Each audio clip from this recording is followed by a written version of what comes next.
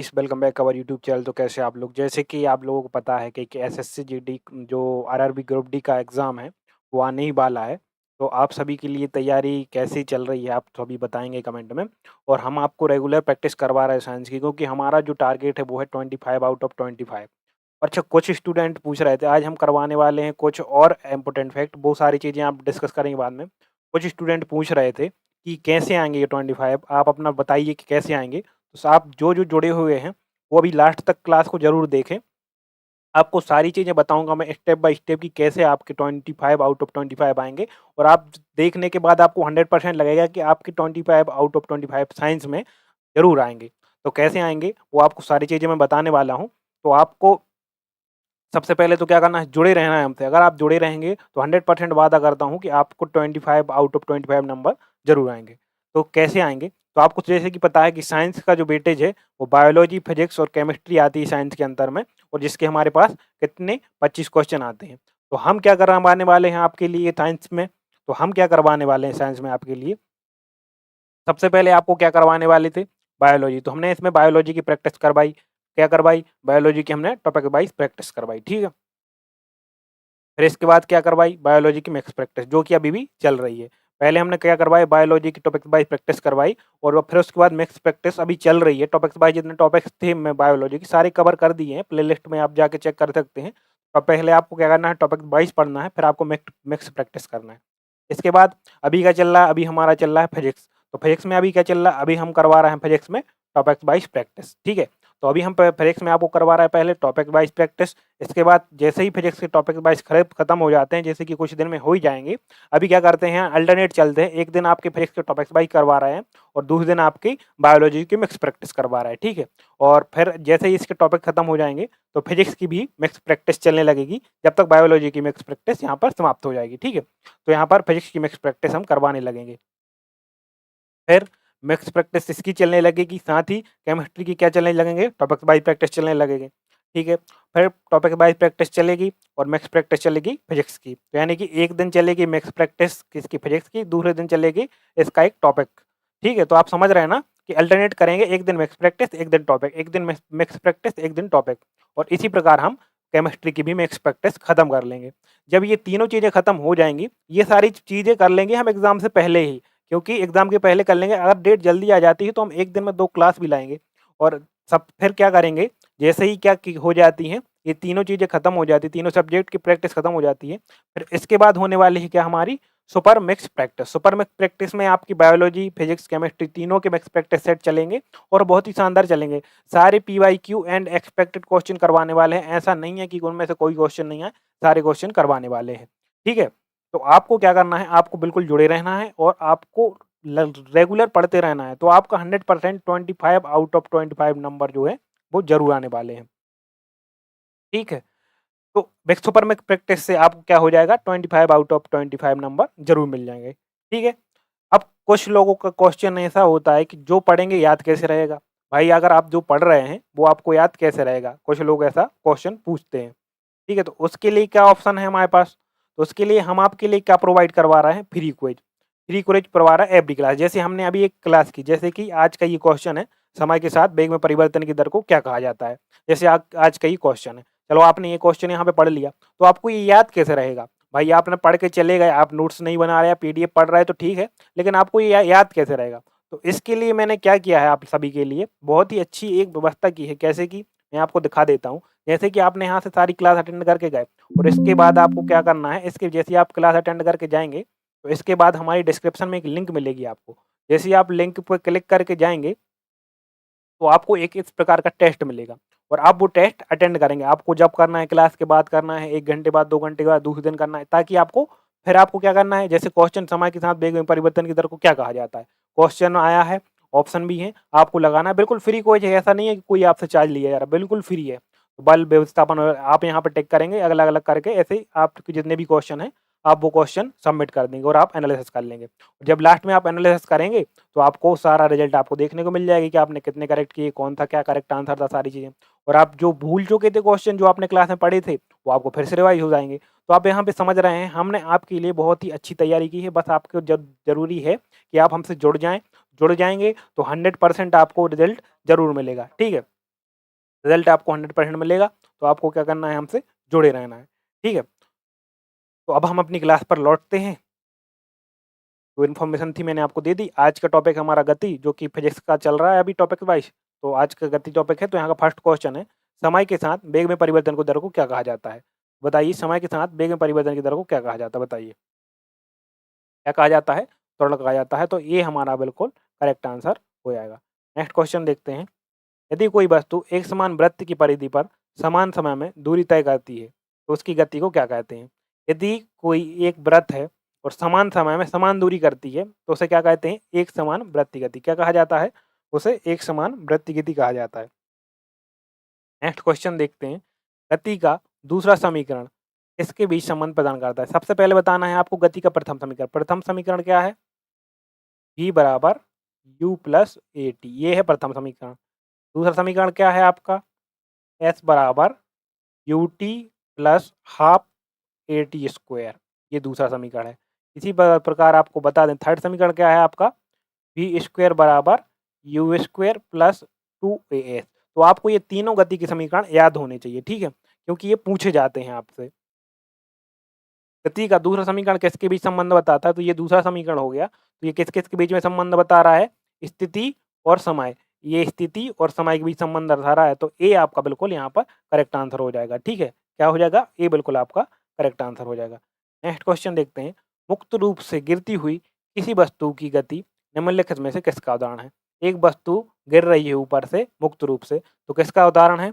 एक समान त्वरण का, असमान त्वरण का, वृत्तीय गति का। बताइए किसका है? तो एक समान त्वरण का। क्यों? क्योंकि गुरुत्वीय त्वरण जी नियत रहता है। जो गुरुत्वीय त्वरण होता है जी, तो ऊपर से जब वस्तु गिरेगी एम जी काम करेगा उस पे, तो जो 9.8 हमारा गुरुत्वीय त्वरण होता है वो एक समान रहता है। तो क्या होता है कि मुक्त रूप से जब वस्तु गिरती है तो वस्तु की गति निम्नलिखित में से उसका उदाहरण है, एक समान त्वरण का उदाहरण है। तो बी बिल्कुल आपका यहाँ पर करेक्ट आंसर हो जाएगा। नेक्स्ट क्वेश्चन देखते हैं। वेग समय ग्राफ, वेलोसिटी टाइम ग्राफ, ढाल क्या दर्शाता है? बताइए। तो एक ग्राफ होता है क्या? वेग समय ग्राफ, कुछ इस प्रकार से। यहाँ पे यह समय रहता है, यहाँ पे वेग रहता है। एक जैसे मैंने एक ग्राफ बनाया ये, तो जो ढाल होती है, ये ढाल होती है, तो क्या दर्शाती है बताइए? वेग और समय की ढाल क्या दर्शाती है? तो क्या दर्शाती है बताइए? क्या दर्शाती है? त्वरण, बिल्कुल करेक्ट आंसर हो जाएगा। त्वरण दर्शाती है, सी आपका बिल्कुल यहाँ पर करेक्ट आंसर हो जाएगा। एक एक स्थिर स्थान से शुरू करके एक साइकिल सवार, ये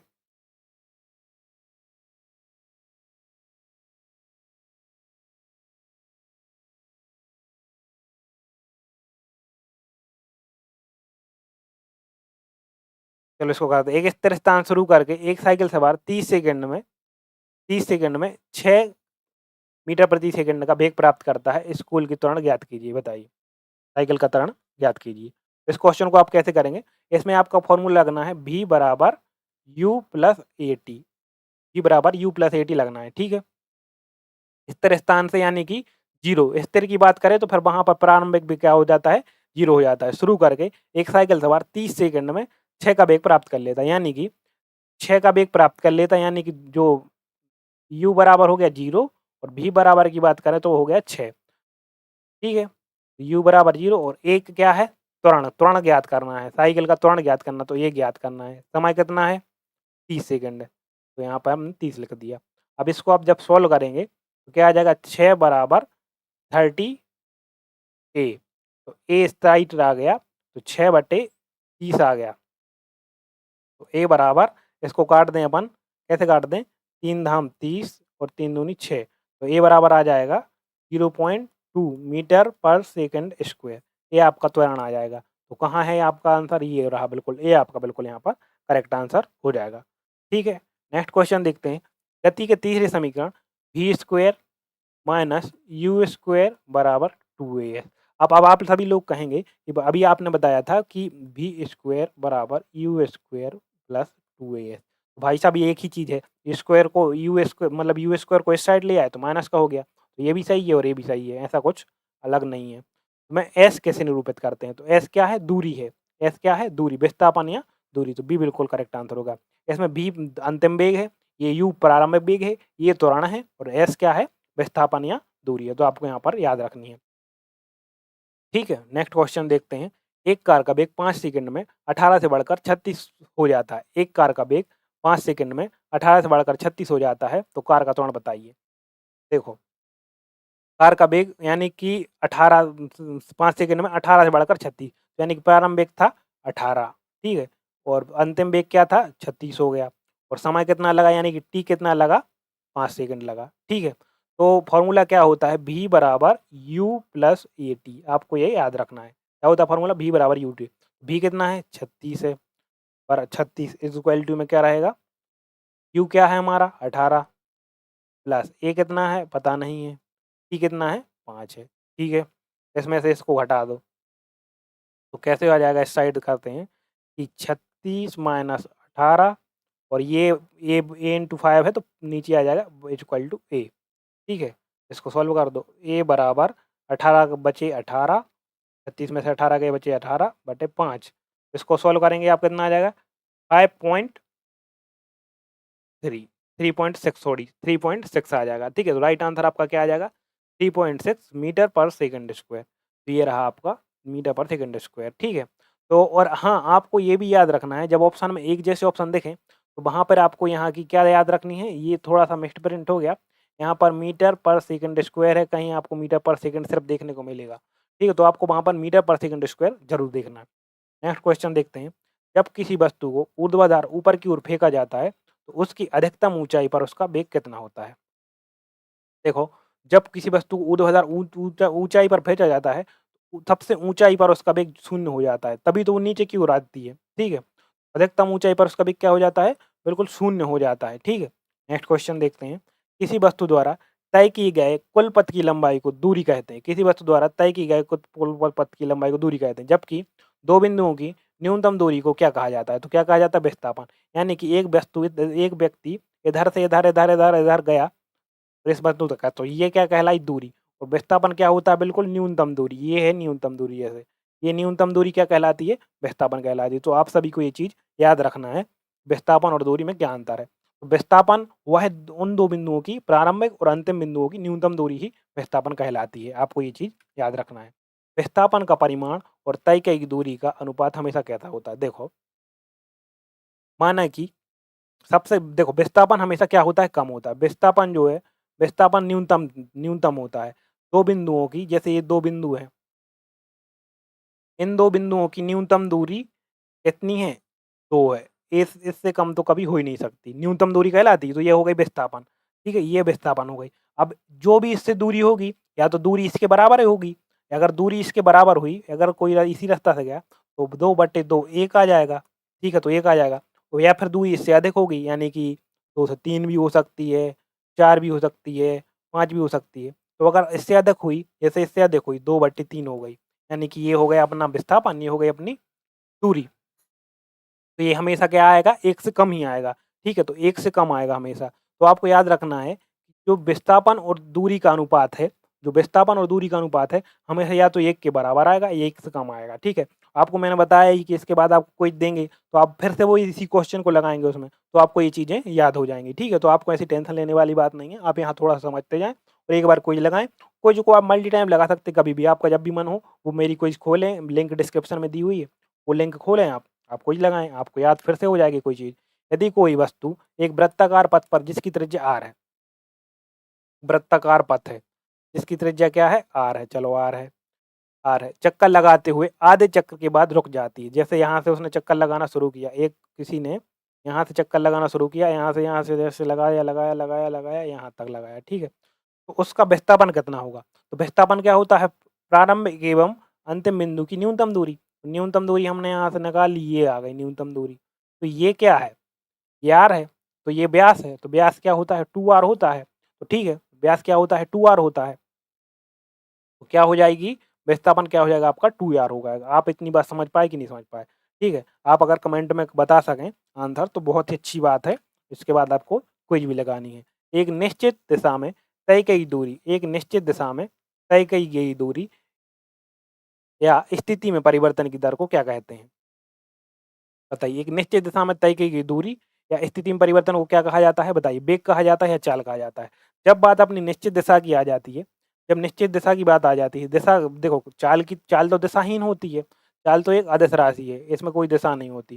लेकिन अगर निश्चित दिशा की जब भी क्वेश्चन आपसे बात करने लगे, वहाँ पर आपको क्या लगाना है आँख बंद करके? वहाँ पर आपको क्या लगाना है आँख बंद करके बताइए? वेग लगाना, बिल्कुल करेक्ट आंसर, वेग लगाना है, ठीक है? ठीक है, तो वेग में परिवर्तन चाहे जो दूरी है, स्थिति में परिवर्तन की दर को क्या कहा जाता है? वेग कहा जाता है। क्या कहा जाता है? वेग कहा जाता है, ठीक है? औसत चाल का सही सूत्र क्या है बताइए? तो औसत चाल का सूत्र है कुल दूरी बटे कुल समय। ये है औसत चाल का सूत्र। कुल दूरी बटे कुल समय, ये क्या है? हमारी औसत चाल का सूत्र है। और औसत वेग का सूत्र किसी प्रकार हो जाएगा, कुल विस्थापन प्लस कुल समय। ये हो जाएगा अपना किसका? औसत वेग का, ठीक है? औसत वेग का सूत्र क्या हो जाएगा? कुल विस्थापन बटे कुल समय, ठीक है? तो आपको यहाँ पर याद रखना है। भाई सीधी सी बात है, सीधी सी बात आपको क्या बता दे रहा हूँ, यहाँ पे बता दे रहा हूँ कि चाल बराबर क्या होता है? दूरी बटे समय। अच्छा, और वेग बराबर क्या होता है? विस्थापन बटे समय, ठीक है? तो वेग में विस्थापन आ रहा है, तो वेग का अगर औसत वेग निकालेंगे आप, तो उसमें भी क्या आएगा? विस्थापन बटे समय आएगा, ठीक है? अगर आपको डिटेल में देखो, यहाँ पर सिर्फ पीवाईक्यू कर रहे हैं, ऐसा डिटेल में नहीं पढ़ रहा है। डिटेल में पढ़ रहे होते तो हम आपको और डिटेल में सारी चीज़ें समझा देते। एक कार अपनी यात्रा की आधी दूरी V1 चाल से और बाकी आधी दूरी V2 चाल से करती है। पूरी यात्रा की कार का औसत चल गया, तो इसका फॉर्मूला क्या होता है? जब दूरी समान हो, आधी दूरी कर रही V1 से, आधी दूरी तय कर रही V2 से। जब दूरी समान हो, ये मैथ का क्वेश्चन भी है, दूरी समान हो, उस कंडीशन में जो होती है आपकी औसत चाल क्या होती है? 2x1 into x2 upon x1 plus x2, ठीक है? तो यहाँ पर x1 और x2 क्या है? चाल हैं। तो यहाँ पर क्या है? 2v1 into V2 upon V1 plus V2। यहाँ पर कोई क्वेश्चन है? ये हाँ, ये रहा आपका, बी आपका करेक्ट आंसर बिल्कुल, ठीक है? नेक्स्ट क्वेश्चन देखते हैं।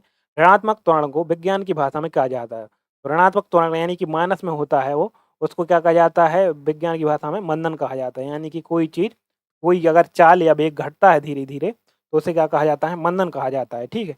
नेक्स्ट क्वेश्चन देखते हैं। यदि किसी वस्तु का वेग समय के साथ समान रूप से घटता है, यदि किसी वस्तु का वेग समय के साथ घटता है, तो उसका त्वरण कैसा होगा? ऋणात्मक होगा, धनात्मक? तो क्या हो जाएगा? अगर समय के साथ बढ़ता है तो वो होगा धनात्मक, अगर समय के साथ कोई परिवर्तन नहीं होता है वेग में, तो त्वरण वहाँ पे शून्य होगा। लेकिन अगर समय के साथ घटता है वेग, तो क्या होगा? ऋणात्मक होगा, उसका त्वरण क्या होगा? ऋणात्मक। अगर समय के साथ स्थिर रहता है, समय के साथ स्थिर रहता है किसी का वेग, तो वो त्वरण क्या हो जाएगा वहाँ पर? आपका 0 हो जाएगा, ठीक है? तो आपको याद रखनी है बात। एक समान चाल से वृत्ताकार पथ पर चलती हुई वस्तु में त्वरण क्यों होता है? एक समान चाल से वृत्ताकार पथ पर चलती हुई वस्तु में त्वरण क्यों होता है? देखो, एक वृत्ताकार पथ है, चल तो एक समान चाल से रही है, लेकिन दिशा बदल रही है। तो दिशा बदलती है, इसलिए क्या होता है कि वस्तु में क्या होता है? त्वरण। तो निरंतर दिशा बदलने के कारण क्या होता है? उसमें त्वरण होता है। नेक्स्ट क्वेश्चन देखते हैं। गति का पहला समीकरण v बराबर u प्लस ए टी किसके बीच संबंध दर्शाता है? v बराबर u प्लस ए टी किसके बीच संबंध दर्शाता है बताइए? एक तो हो गया अपना क्या? वेग, और दूसरा क्या हो गया अपना? समय। वेग और समय के बीच क्या दर्शाता है? संबंध दर्शाता है। तो आपका राइट आंसर क्या हो जाएगा? देखो, त्वरण तो ऑप्शन में है ही नहीं, तो आपको त्वरण तो लगा ही नहीं सकते। देखो, त्वरण भी लगा सकते कुछ लोग यहाँ पर, लेकिन ये जो है इस ऑप्शन में ही नहीं, तो आप त्वरण, अच्छा त्वरण और समय नहीं हो सकता क्योंकि वेग होगा। त्वरण किस लिए नहीं हो सकता? क्योंकि वेग और समय को मिलाकर ही त्वरण की उत्पत्ति होती है। तो वेग और समय जब ग्राफ पे बनेंगे तभी त्वरण आएगा, ठीक है? त्वरण बिना वेग वेग और समय के नहीं आएगा। तो इस वेग और समय ग्राफ से त्वरण की उत्पत्ति होती है, ना कि त्वरण से वेग या समय की, ठीक है? आपको ये बात याद रखनी है। नेक्स्ट क्वेश्चन देखते हैं। गति का तीसरा समीकरण v स्क्वायर बराबर u square plus 2as v बराबर u स्क्वायर प्लस 2as किन दो राशियों के बीच संबंध प्रदान करता है बताइए? तो किसके बीच? देखो, त्वरण का तो आपको नाम नहीं लेना, त्वरण कभी ग्राफ में नहीं आता, त्वरण को तो आप भूल ही जाओ। तो किस किसके बीच? वेग और दूरी या विस्थापन के बीच, स्थिति और वेग के बीच। ये बिल्कुल सी आपका यहाँ पर करेक्ट आंसर आ जाएगा। नेक्स्ट क्वेश्चन देखते हैं। गति के समान केवल तभी मान्य होते हैं जब वस्तु का त्वरण कैसा हो, स्थिर हो, कैसा हो, स्थिर हो या नियत हो, कैसा हो, एक समान हो। तभी काम करते हैं जब देखो गति का त्वरण अगर एक समान हो तभी काम करते हैं गति के समीकरण, ठीक है। विस्थापन समय ग्राफ की ढाल क्या प्रदर्शित करती है? देखो एक विस्थापन और समय, समय हमने ये रखा, ये रहा अपना विस्थापन। विस्थापन बटे समय क्या होता है बताइए? विस्थापन बटे समय क्या होता है? विस्थापन बटे समय होता है वेग। ये क्या दर्शाता है ये ढाल? ये दर्शाती है क्या? वेग को। क्योंकि आपको पता है विस्थापन बटे समय क्या होता है? वेग। तो क्या दर्शाती है? वेग। आपको सीधे से ये देखना है ग्राफ में उन दो चीज़ों से क्या बनता है, तो उस वही दर्शाएगा वो ग्राफ, ठीक है? जैसे विस्थापन की जगह यहाँ पे क्या होता है? यहाँ पे क्या होता है? दूरी बटे समय होता। तो क्या दर्शाएगी ये ढाल क्या दर्शाएगी? चाल दर्शाएगी। क्या दर्शाएगी? चाल, ठीक है? तो आपको ऐसी ऐसी चीज़ें याद रखना है, थोड़ी-सी आपको लॉजिकल क्वेश्चन है और ग्रुप डी के बिल्कुल आए हुए क्वेश्चन है। एक समय ग्राफ के नीचे क्षेत्रफल क्या मापता है? एक समय ग्राफ के नीचे का क्षेत्रफल क्या मापता है? तो वेग समय ग्राफ के नीचे का क्षेत्रफल क्या नापता है? विस्थापन या दूरी मापता है। क्या नापता है? विस्थापन या दूरी मापता है। नेक्स्ट क्वेश्चन देखते हैं। विरामावस्था से शुरू होने वाली एक ट्रेन 5 मिनट में 72 का वेग प्राप्त कर लेती है। यदि त्वरण एक समान हो तो एक वेग को प्राप्त करने के लिए ट्रेन द्वारा तय की दूरी ज्ञात कीजिए। देखो क्या-क्या दिया है सबसे पहले हमें 5 मिनट, टाइम दिया है हमें 5 मिनट, ठीक है? 72 का वेग प्राप्त कर लेती है यानी कि v बराबर दिया है हमें क्या? 72 किलोमीटर पर आवर, ठीक है? और फिर क्या u क्या दिया है? ब्रह्मावस्था से यानी कि u बराबर 0 दिया है। तो हमें क्या निकालना है? दूरी निकालना है यानी कि s निकालना है हमें। देखो s निकालने के लिए हमारे पास 2 फार्मूला हैं। सबसे पहले एक फार्मूला s बराबर ut plus half at square. तो इसके लिए आपको क्या चाहिए? a चाहिए, a चाहिए। s निकालने के लिए आपको a पहले चाहिए। अच्छा a कैसे निकालेंगे आप? तो आपको ये निकालने के लिए मैंने एक फार्मूला बताया है जो कि गति का प्रथम समीकरण है। गति का प्रथम समीकरण आपको क्या दिया गया है कि v बराबर u प्लस at, ठीक है? तो यहाँ से आप ये आसानी से निकाल सकते हैं, ठीक है? तो हम रख देते हैं सारा मान। सबसे पहले तो आपको ये करना है, क्या करना है? सबसे पहले आपको चेंज करनी है क्या? ये किलोमीटर पर हावर में है, इसको मीटर प्रति सेकंड में बदल लो और इसको सेकंड में बदल लो। चलो इसको कर देते हैं अपन। कैसे करते थे यहाँ पे कर देते हैं। 5 मिनट हैं ये, इनको आप सेकंड में बदलोगे तो क्या कर दोगे 5 × 60 यानी कि 5 छक्का 30 यानी कि 300 सेकंड। और जब आप 72 किलोमीटर प्रति घंटा को मीटर प्रति सेकंड में बदलने के लिए क्या करोगे? 5/18 से गुणा करोगे। 18 चौको 72, 4 5 20। तो चाल कितनी हो जाएगी? 20 मीटर पर सेकंड हो जाएगी, ठीक है? क्या हो जाएगी चाल? 20 मीटर पर सेकंड हो जाएगी आपकी, तो चाल मतलब चाल या वेग हो जाएगा अंतिम, ठीक है? तो यहाँ से आप सारी चीज़ निकाल लें। अब आप यहाँ से त्वरण निकाल लो क्योंकि इसमें हमें क्या चाहिए है? इसमें रखने के लिए त्वरण चाहिए। अब त्वरण निकाल लीजिए। त्वरण कैसे निकालेंगे आप? v का मान कितना है? v का मान है 20 बराबर u का मान कितना है? 0 प्लस a का मान पता नहीं है, t का मान कितना है? 300। a का मान कितना है? 300 बिल्कुल करेक्ट। अब क्या करेंगे?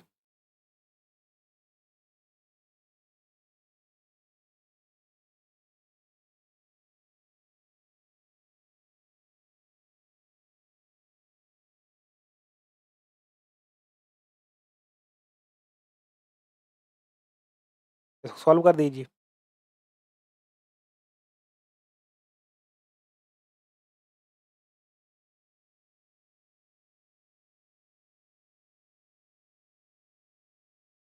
शुरू होने एक ट्रेन 5 मिनट में 72 का वेग प्राप्त कर ली थी। त्वरण एक समान है, तो त्वरण निकाल लिया इस वजह से हमने। ग्रामावस्था शुरू होने वाली एक ट्रेन 5 मिनट में इतना-इतना वेग प्राप्त कर ली थी। त्वरण एक समान है तो वेग ट्रेन की तय की गई दूरी बताइए। चलो ठीक है, इसको ऐसे करते हैं पहले। इसको ऐसे ही करके देख लेते हैं। इसको इस साइड ले गए तो ये बराबर आ गया कितना? ये बराबर 20/300। इसको काटा इससे काटा इससे, तो ए बराबर आ गया 1/15, ठीक है? मीटर पर सेकंड स्क्वायर। अब यहाँ पर सॉल्व कर दो इसको। एस बराबर यू कितना है हमारा? यू है 0, तो यहाँ पर यू और टी 0 हो जाएगा। तो ये तो 0 हो गया, क्योंकि ये 0 रखेंगे तो t के साथ 0 हो जाएगा, प्लस 1/2 गुणित ये कितना है 1/15 आ गया, गुणित t कितना है हमारा, t हो जाएगा अपना 300 इंटू 300, ठीक है, कितना आ जाएगा 300 इंटू 300, काट दो, 15 से काटा 15 दूनी 30, 2 से काटा 10 बार 10, ये आ जाएगा हमारा 3000। तो S बराबर क्या आ जाएगा आपका 3000 मीटर आ जाएगा।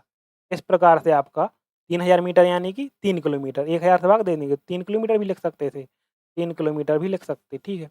यहाँ पर राइट आंसर आपका बिल्कुल ये बिल्कुल यहाँ पर करेक्ट आंसर आ जाएगा, ठीक है। नेक्स्ट क्वेश्चन देखते हैं। एक वस्तु को 30 मीटर प्रति सेकंड के वेग के साथ ऊर्ध्वाधर ऊपर की ओर फेंका जाता है, ठीक है, फेंका जाता है। यदि g बराबर 10 है, जो कि गुरुत्वीय त्वरण है, हो तो वस्तु का अधिकतम ऊंचाई तक पहुंचने में कितना समय लगेगा। देखो, एक वस्तु को 20 के प्रारंभिक वेग से फेंका, तो u हमें कितना दिया है 0 दिया है, v हमें अधिकतम ऊंचाई पर पहुंचने में कितना समय लगेगा, फेंका जाता है, तो t निकालना है। क्या निकालना है, t निकालना है आपके लिए, ठीक है।